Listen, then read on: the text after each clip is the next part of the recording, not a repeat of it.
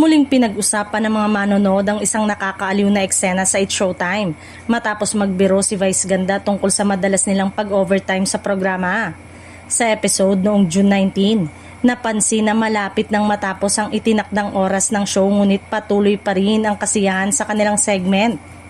Habang abala ang host at contestant sa kanilang ginagawa, may nagpapaalala na umano sa kanila na overtime na sila.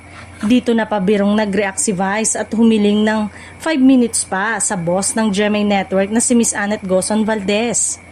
Agad itong ikinatuwa ng mga kapamilya at kapuso viewers dahil ipinakita nito kung gaano kasigla ang daloy ng programa.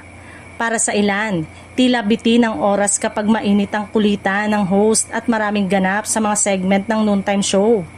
Hindi rin to ang unang pagkakataong napansin ng viewers na humahaba ang takbo ng It's Showtime.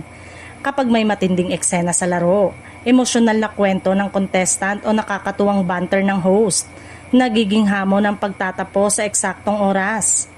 Gayunman, biro man ang naging request ni Vice. Marami ang nagtanong kung posible kayang pagbigyan ng GMA7 ang dagdag oras para sa programa. Kung mangyayari man ito, kailangan pa rin isalang-alang ang buong programming schedule ng network at ang mga kasunod na palabas. Sa ngayon, wala pang opisyal na pahayag ang GMA Network tungkol sa anumang pagbabago sa oras ng It's Showtime. Ngunit isang bagay ang malinaw, kapag si Vice Ganda at ang buong Showtime family ang nasa ere, tila hindi sapat ang oras para sa kanilang mga taga-suporta.